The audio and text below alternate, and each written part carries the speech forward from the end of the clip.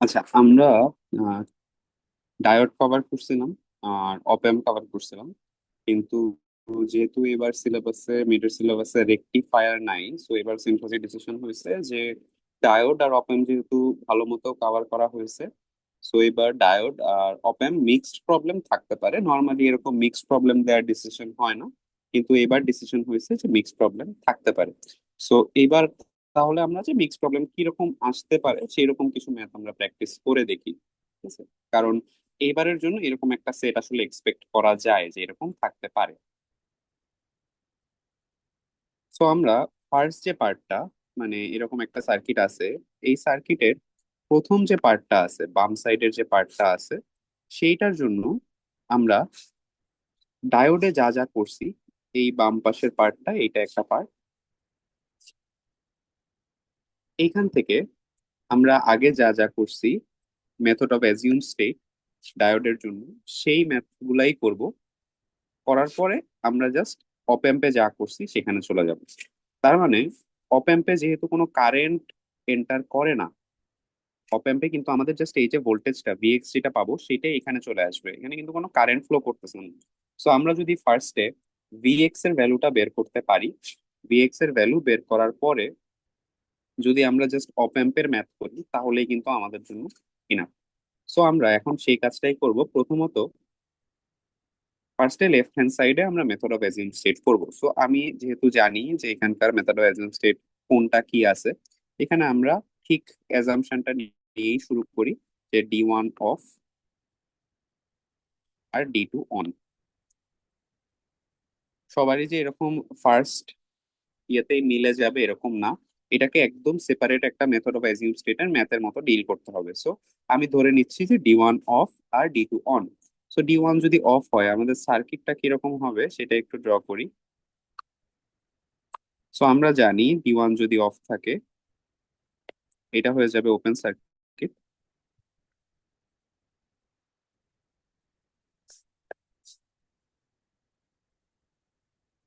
আর এইটাকে রিপ্লেস করে দিতে হবে আমাদের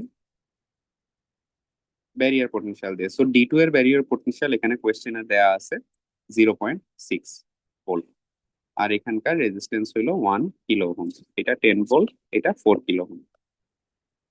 সো আগে আমরা একদম simply method of assume steady করবো, যা বলছি। তো 2.6 ভোল্ট। সো এখানে আমাদেরকে যে জিনিসটা খেয়াল করতে হবে যে কি কি প্রমাণ করতে হবে। আমরা জানি যে যখন কোনো কিছু আমরা ফরওয়ার্ড বায়াসে ধরি, কোনো কিছুকে অন ধরি, সো D2 যেহেতু অন এটা ধরছি, আমাদের চেক করতে হবে কি, সেই কন্ডিশনটা মনে রাখতে হবে। চেক করতে হবে যে ID2 এটা জিরোর চেয়ে বড় কিনা। এখানে যে ID2টা দেয়া সেটা জিরোর চেয়ে বড় কিনা, এটা এক নাম্বার চেক।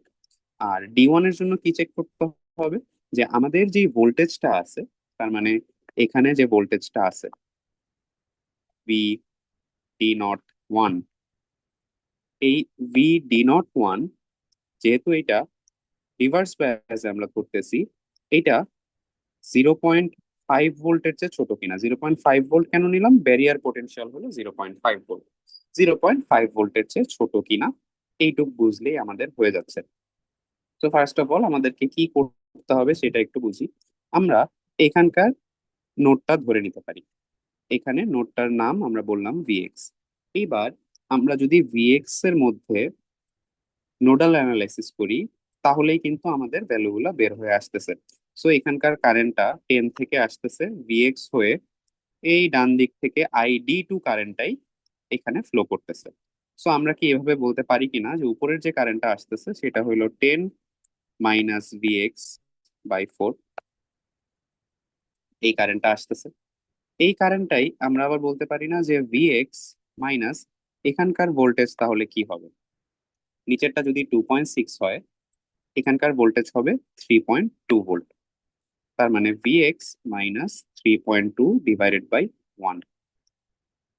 তাহলে এইটাই যদি আমরা সলভ করি তাহলে আমাদের হোপফুলি ভিএক্স এর ভ্যালুটা চলে আসবে। তো এটা যদি আমরা ক্যালকুলেটারে ইনপুট দেই,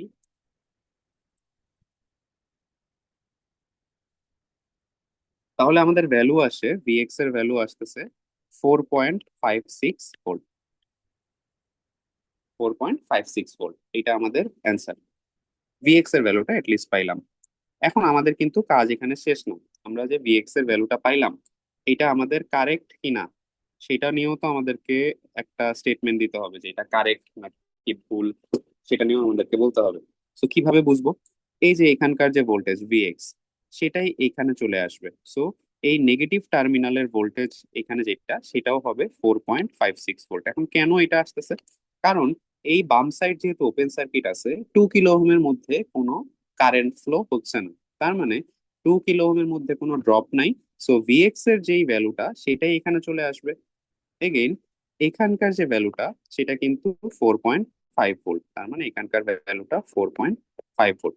তার মানে এখানে আমরা যে চেকটা করতেছি V D01, এটার ভ্যালু আসতেছে 4.5 মাইনাস 4.56 ভোল্ট, তার মানে এটা আসতেছে -0.06 ভোল্ট, যেটা আমাদের <<0.5।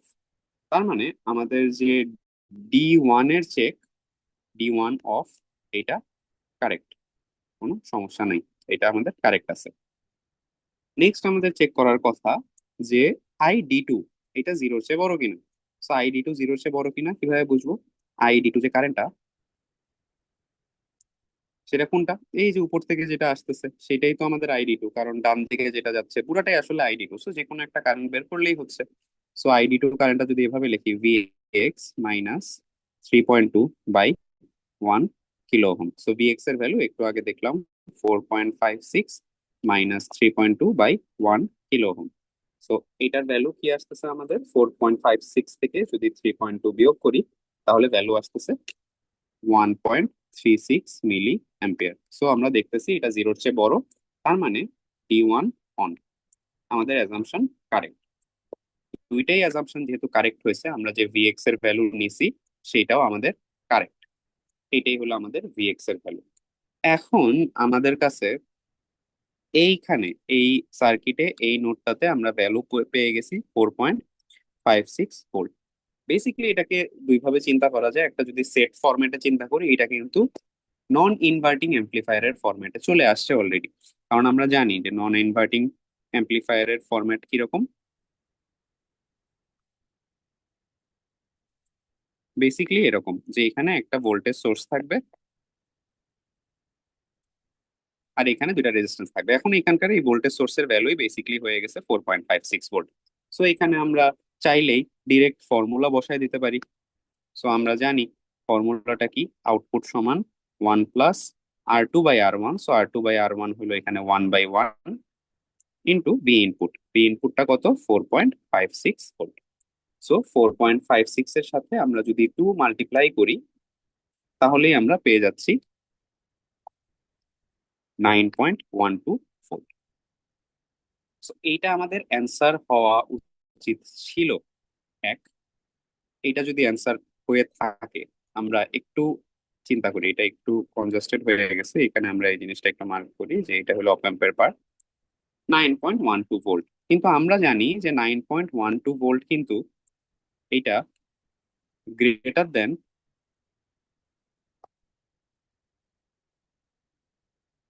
+7 ভোল্ট, কারণ আমাদের এই যে স্যাচুরেশন ভোল্টেজ সেটাই কিন্তু 7 ভোল্ট।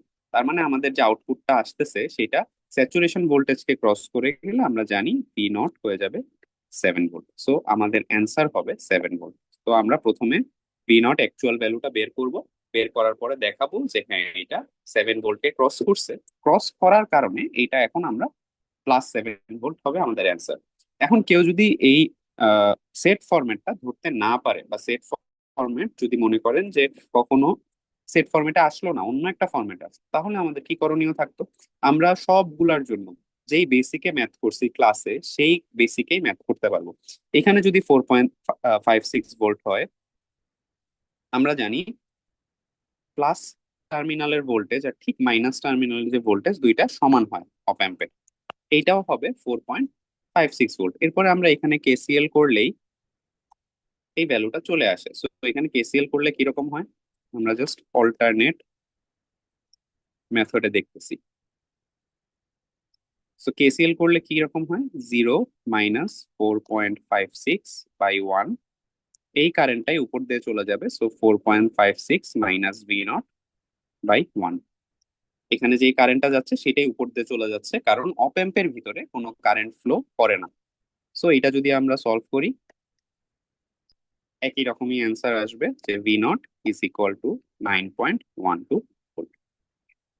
যেই অ্যাপ্রোচেই আগাই একই কথা। আমি জেনারেল বা ইউনিভার্সাল মেথডটা দেখাইলাম, কারণ ফরম্যাট অনেক সময় ম্যাচ করতে না পারে। এখানে যেমন ফরম্যাট সুন্দর করে ম্যাচ করছে, এটা নেসেসারি না যে ফরম্যাটটা সব সময় ম্যাচ করবে। সো আমরা ফরম্যাট ছাড়াও কিভাবে করতে হয় সেই জিনিসটাও শিখলাম। সো এইখানে জাস্ট কমপ্লিকেশনটা হইলো, প্রথমে যে আমরা এই অ্যাজাম্পশনটা ধরে নিছি, আমি তো এখানে জানতাম যে আমাদের অ্যাজাম্পশন কি হবে। সেই জানা থেকে আমরা এটা ধরে নিছি যে D1 of D2 on.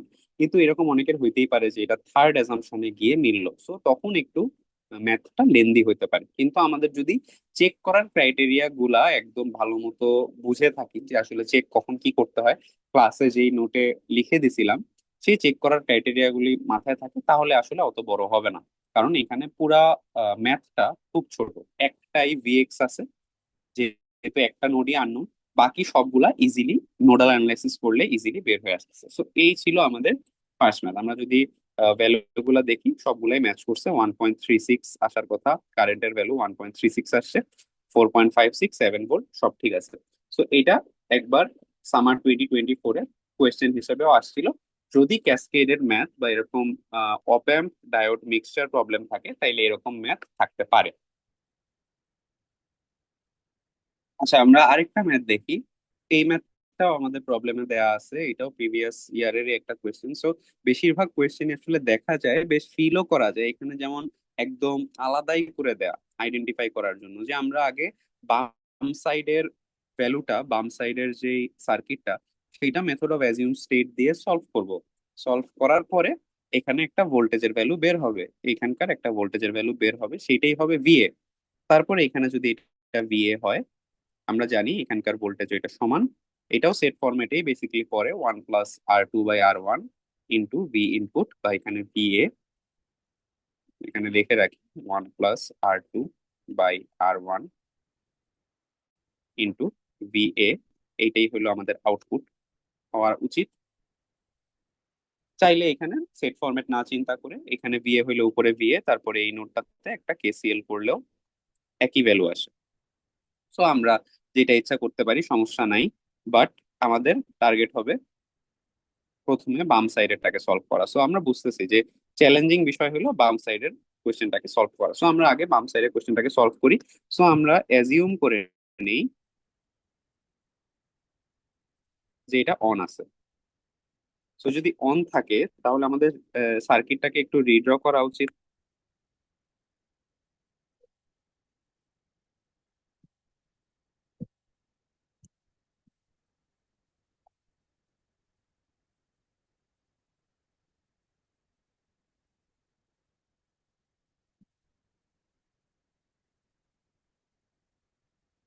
So এই হলো আমাদের রিড্রন সার্কিট।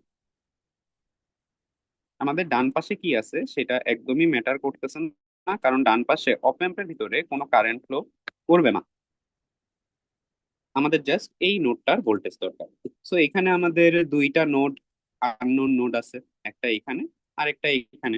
সো আমরা ইজিলি এখানে আসলে V1 V2 এরকম করে দুইটা আননোন নোড আছে, আর তাদের মাঝখানে একটা ভোল্টেজ সোর্স আছে। সো আমাদের যদি মনে থাকে, এখানে আসলে দুইটা আননোন নোডের মাঝখানে একটা ভোল্টেজ সোর্স থাকলে এখানে একটা সুপার নোড হয়। এটা যদি মনে থাকে সবার, তাহলে এই ম্যাথটা করা খুবই ইজি।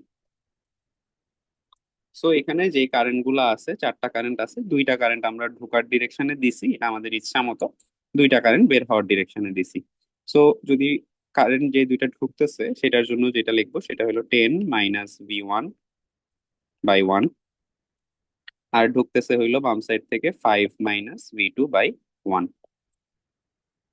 বের হয়ে যাচ্ছে হইলো V1/1, আর বের হয়ে যাচ্ছে হইলো V1/2.2। এই হলো আমাদের একটা ইকুয়েশন। সো আমরা যদি এই ইকুয়েশনটাকে একটু সিম্পলিফাই করি, তো কিরকম আসে দেখি। 10 - V1 plus 5 - V2 minus V1 minus V1/2.2 is equal to 0। So আমরা যদি V1 এর কোএফিসিয়েন্ট গুলাকে একদিকে রাখি তাহলে যা আসে, এখানে আসে হইলো V1 সবগুলোকে আমরা ওই পাশে নিয়ে যেতে পারি। সো এদিকে থাকলো 15 আর ওই সাইডে থাকলো 2 + 1/2.2। এটাকে আর সিম্পলিফাই করা লাগবে না। আর V2 একটাই থাকতেছে। সো এখানে আমরা লিখলাম এটা হলো V1, আর এখানে V2 থাকতেছে প্লাস V2। সো এটা আমাদের একটা ইকুয়েশন। আরেকটা ইকুয়েশন কি হবে, সুপার নোডের ভিতর থেকে আসবে, সেটা কি হবে, V2 minus V1 is equal to 0.7, অথবা V1 minus V1 plus V2 is equal to 0.7। এই হলো আমাদের দুইটা ইকুয়েশন। সো এখন আমরা যে কাজটা করব, আমরা এখন ক্যালকুলেটরে এটা সলভ করব। আমরা যদি এখানে সলভ করছি, সলভ করার পরে ভ্যালু গুলা একটু বলি। V1 এর ভ্যালু আসে 4.14 ভোল্ট, আর V2 এর ভ্যালু আসে 4.84 ভোল্ট। সো আমাদের এখান থেকে যে ইনপুট নেওয়া উচিত সেটা হলো এই VA টা। এখন তার আগে আমাদের কাজ আছে যে এইখানে আমাদের আসলে চেক করতে হবে কি, আমাদের কিন্তু এখনো শেষ হয়নি, কারণ আমরা এটা অ্যাজাম্পশন করতেছি যে এটা অন। সো আমাদের চেক করতে হবে এই যে এখানকার যে কারেন্টটা ID1, এইটা জিরোর চেয়ে বড় কিনা। যদি এটা জিরোর চেয়ে বড় হয় তাহলে আমাদের বুঝবো এটা অ্যাজাম্পশনটা কারেক্ট। এখন এই কারেন্টটা কোনটা, এই যে 5 ভোল্ট থেকে যে আমাদের V2 পর্যন্ত আসতেছে, এটাই আমাদের ID1। সো আমরা ID1 সমান কি লিখতে পারি, ID1 is equal to 5 - V2/1। So এখানে আমাদের ভ্যালু আসছে 5 - 4.84 ডিভাইডেড বাই 1। সো আমরা যদি 5 - 4.84 করি, ভ্যালু আসে 0.16 মিলি অ্যাম্পিয়ার, যেটা জিরোর চেয়ে বড়। তার মানে অ্যাজাম্পশন কারেক্ট। তার মানে আমাদের V2 এর যে ভ্যালুটা, সেটাই আমাদের V এর ভ্যালু, আর সেটার ভ্যালু হলো 4.84 ভোল্ট। সো এইটা আমাদের অ্যাজাম্পশন হয়ে গেল। এরপরে আমরা যে কাজটা করব, এইখানে এখন ভি এর ভ্যালুটা যদি আমরা বসায় দিই, তাহলেই কিন্তু আমাদের অপ অ্যাম্প পার্টটার অ্যান্সার চলে আসতেছে। সো আমরা এখানে আলাদা করি, এটা অপ অ্যাম্প পার্ট। সো কি হবে এখানে, এটা আবারও একটা ফরম্যাটে পড়ে গেছে। সেই ফরম্যাট যদি ভালো নাও লাগে, আমরা এখানে বলতে পারি যে এটা যদি 4.84 ভোল্ট হয়, তাহলে এইটার ভ্যালু 4.84 ভোল্ট। তাহলে এখানে আমরা যদি কেসিএল করি, 0 - 4.84, এটা ঢুকতেছে বাই 1.2, আর বের হয়ে যাচ্ছে 4.84 মাইনাস V0/1.8, অর V0 এর ভ্যালু আমরা ডিরেক্টলি পেয়ে যাব। সো আমরা একটু ক্যালকুলেটারে ইনপুট দিয়ে নেই।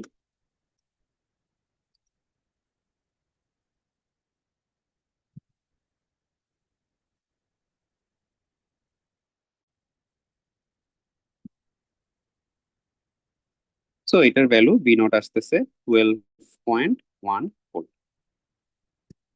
সো এটা ডিরেক্ট ফরম্যাটে বসায় দিলেও হচ্ছে, এখানে ফর্মুলায় বসাইলেও হচ্ছে, একই কথা, কোনো সমস্যা নাই।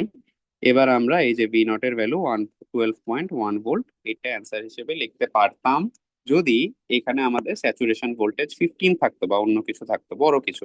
কিন্তু এখানে যে স্যাচুরেশন ভোল্টেজ এটা দেয়া আছে 10 ভোল্ট। সো আমরা দেখতেছি এইটা আমাদের যেই অ্যান্সারটা আসছে সেটা গ্রেটার দেন Vsat প্লাস। তার মানে আমাদের actual V0, final V0 answer হবে 10 ভোল্ট। এটাই আমাদের অ্যান্সার। ঠিক আছে, এটা আমরা অ্যান্সার হিসেবে বলে দেবো। সো সবসময় খেয়াল রাখতে হবে যে যদি স্যাচুরেশন থেকে ক্রস করে, তাহলে আসলে অ্যান্সারটা যেটা ফাইনাল অ্যান্সার আসছে সেটা লেখা যাবে না। আমাদের অ্যান্সারটা স্যাচুরেশন ভোল্টেজই হইতে হবে। সো এইটাও আমাদের কোনো একটা সামার 2023-তে মিডে কোয়েশ্চেন আসছিল। সো যখন এরকম ক্যাসকেডেড ম্যাথ থাকবে, ডায়োডের সাথে অপ অ্যাম্পের ক্যাসকেডেড ম্যাথ থাকবে, তখন আসলে ঘাবড়ানোর কিছু নাই। সেটা আসলে খুবই সহজ কিছুই থাকবে, দুইটা আলাদা আলাদা পার্টে ভাগ করে আগে ডায়োড পার্টটা সলভ করে, সেখানে দুইটা ডায়োডের ম্যাথ থাকতে পারে। দুইটা ডায়োডের ম্যাথ থাকলে একটু বড় হওয়ার চান্স থাকবে, যে সেখানে অনেকগুলা মেথড অফ অ্যাজিউমড আসতে পারে। আর একটা ডায়োড থাকলে তো জাস্ট অন বা অফ হবে যে কোনো একটা। তারপরে আমরা সেটাকে অপ অ্যাম্পে নিয়ে যাব। অপ অ্যাম্প যদি সেট ফরম্যাটে থাকে তাহলে তো আমরা সেট ফরম্যাটে বসায় ম্যাথ করতেই পারবো। বাট যদি সেট ফরম্যাটে না আসে, তখন আমাদের বেসিক থেকে আমরা যেভাবে অপ অ্যাম্প সলভ করা শিখছিলাম সেটা দিয়েও আসলে সলভ করা সম্ভব। এই যে এখন যেভাবে দেখালাম যে ভি প্লাস সাইডে, তার মানে পজিটিভ টার্মিনালে বা নন ইনভার্টিং টার্মিনালে যে ভোল্টেজ, ইনভার্টিং টার্মিনালেও সেম ভোল্টেজ থাকে। সো সেম ভোল্টেজ থাকলে সেখানে একটা কেসিএল করে দিলে আমাদের অ্যান্সার চলে আসবে। সো এই ম্যাথ গুলা, এই যে দুইটা ম্যাথ দেখাইলাম, বা যদি আরো ম্যাথ কোনো জায়গায় পাওয়া যায়, স্পেশালি প্রিভিয়াস মিড গুলাতে যদি এরকম কোনো ক্যাসকেডেড ম্যাথ থাকে, সেগুলো খুব ভালো মতো প্র্যাকটিস করতে হবে। আর এমনি ইন্ডিভিজুয়ালি সেন্সটা রাখতে হবে যে আসলে কিভাবে কাজ করতেছে। এখানে যে ভি এর ভ্যালুটা কিভাবে ভি প্লাসে চলে গেল, আর অপ এম্পের ভিতরে যে কারেন্ট ফ্লো করে না, এই জিনিসটা ভালো করে বুঝতে হবে। আমি যদি এখানে একটা প্যাচ দেওয়ার জন্য এখানে একটা রেজিস্ট্যান্স একেও দিতাম, বলতাম এটা 100K, বা একটা অ্যাবসার্ড ভ্যালু দিলাম, এখানে কিন্তু ভয় পাওয়ার কোনো কারণ নাই। এখানকার যে ভোল্টেজ, বেসিক্যালি এখানকার যে ভোল্টেজ, এদিকে কিন্তু কোনো কারেন্ট ফ্লো করতেছেই না। তার মানে এখানকার ভোল্টেজটা স্টিল 4.84 ভোল্টই হবে। সো এখানে রেজিস্ট্যান্স যদি থাকতো তাও কিছু যায় আসে না। সো এই জিনিসগুলো একটু ক্লিয়ার রাখতে হবে, বেসিক ক্লিয়ার থাকলে আসলে ভুল যাওয়ার কোনো চান্স নাই। সো আপাতত আমাদের এইটুকুই থাকলো, এই পার্টটা আমাদের নতুন করে অ্যাড হয়েছে, এটা একটু ভালো করে প্র্যাকটিস করতে হবে।